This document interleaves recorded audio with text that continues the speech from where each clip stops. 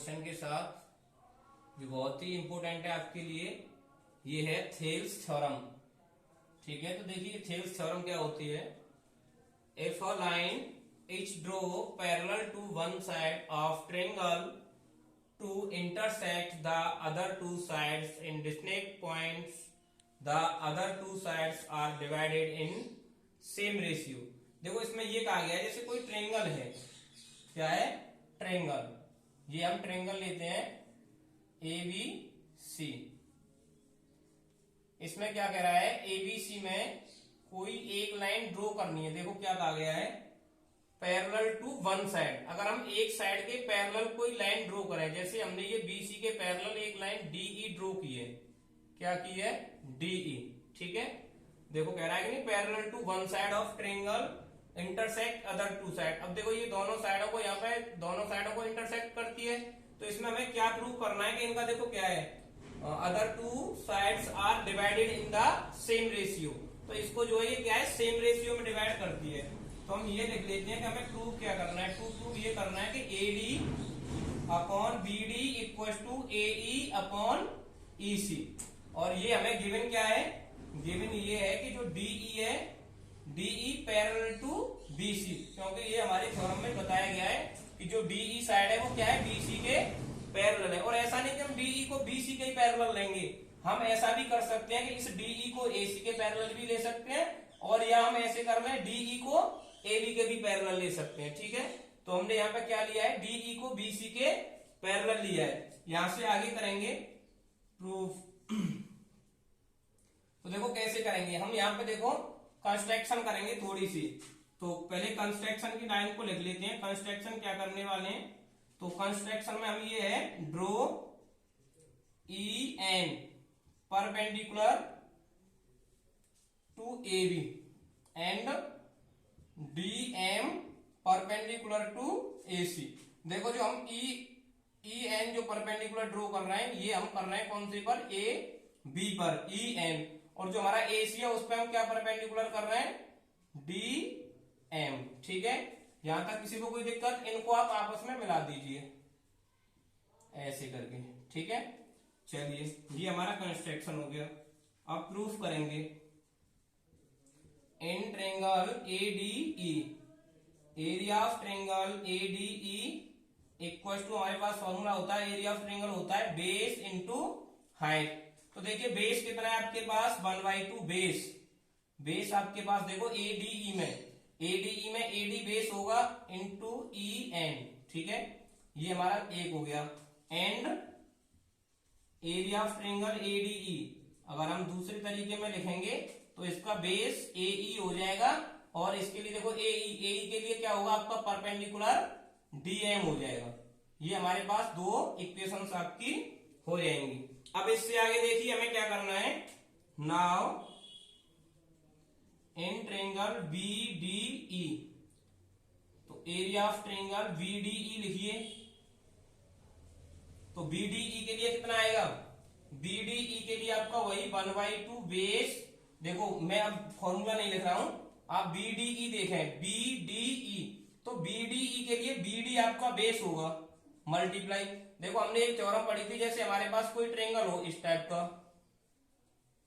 ऐसा कोई ट्रायंगल दे रखा हो, तो हम इस लाइन को आगे बढ़ा के इस तरीके से इसे जो हाइट होती थी उसी को इस वाले ट्रायंगल के लिए हाइट लेती थी। ठीक है, जैसे हमारे पास ये कोई ट्रायंगल हो तो इसको आगे बढ़ाने पर जो हमारी हाइट होती थी वही उस ट्रायंगल की हाइट होती थी। तो ऐसे ही इस बीडी के लिए आगे बढ़ाने पर ये हाइट क्या होगी, ई एन। तो हम यह हाइट क्या यूज करेंगे, ई एन यूज करेंगे। ठीक है बेटा, सेम इसी तरीके से अगेन इन ट्रायंगल आपका DEC area of triangle DEC वही 1/2। अब देखो डीईसी, तो डीईसी के लिए हमारा क्या हो जाएगा, ईसी बेस हो जाएगा, और इसके लिए परपेंडिकुलर डीएम होगा। तो ये आपका ईसी अप इंटू डीएम, तो ये आपकी इक्वेशन 4th हो जाएगी। ठीक है, चलिए यहां से आगे देखते हैं। अब देखें from equation first and third, area of triangle DE sorry, area of triangle A D E upon area of triangle, देखो फर्स्ट में हमारा एडीई और थर्ड में हमारा क्या है बीडीई, बीडीई। तो देखो एडीई के लिए कितना आएगा 1/2 AD into E N upon E N है ये, अपॉन में आपको आएगा 1/2 बीडी इंटू ई एन, तो ई एन से ई एन और 1/2 से 1/2, तो ये आपका AD upon BD. Again from second and fourth, देखिए सेकंड और फोर्थ से क्या आएगा आपका area of triangle ADE upon area of triangle CD, तो यहां से एडीई का 1/2, देखो एडी इंटू डी, अब की बार देखो सेकंड वाले में क्या है डी एम अपॉन 1/2, इसमें देखिए ईसी इंटू डीएम, डीएम से डीएम और 1/2 से 1/2 कैंसिल, तो आपका ये आ गया area of triangle ADE upon area of triangle CDE equal to ये आपका आ गया एडी अपॉन ईसी। ठीक है, यहां से आगे करेंगे, इधर रफ कर लेते हैं। ठीक है बेटा, देखो अब हमारे पास देखो कंडीशन, दो कंडीशन बन गई हैं, एक तो ADE upon area of triangle BDE, ये वाली कंडीशन आप इसको फिफ्थ मान लेंगे, ठीक है, और दूसरी आपके पास कंडीशन होगी इसको 6 मान लेंगे। अब देखो दोनों में, इसमें क्या आ रहा है एरिया ऑफ ट्रायंगल बीडीई और इसमें एरिया ऑफ ट्रायंगल सीडीई। देखिए now area of triangle BDE equal to area of triangle CDE. ठीक है, चलो अब देखो हमें ये दोनों इक्वल करने हैं, तो इक्वल हमने लिख दिया। अब इसके देखो क्यों इक्वल होते हैं, ये रीजन लिखेंगे, because that DE is same base and DE parallel to BC.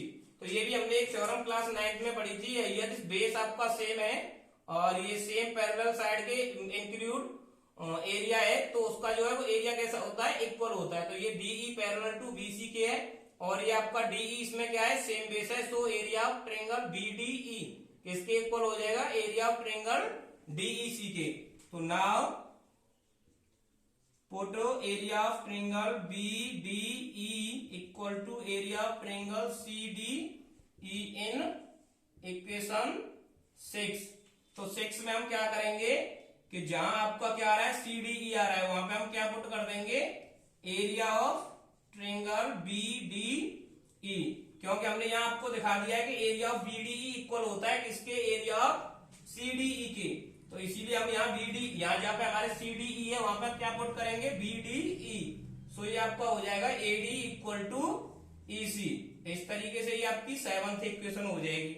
अब देखिए now from 5th and 7th, देखिए 5th में हमारे पास था एडीई अपॉन बीडीई और यहाँ हमारे पास है एडीई अपॉन बीडीई, ये वाली साइड इस वाली साइड के इक्वल हो गई, और जब इक्वल हो गई तो हम क्या करेंगे ऑन कंपेयरिंग, कंपेयरिंग कर देंगे, तो ये आपका कितना आ जाएगा AD upon EC equal to AD upon BD, यही हमें प्रूव करना था। ठीक है, ओके।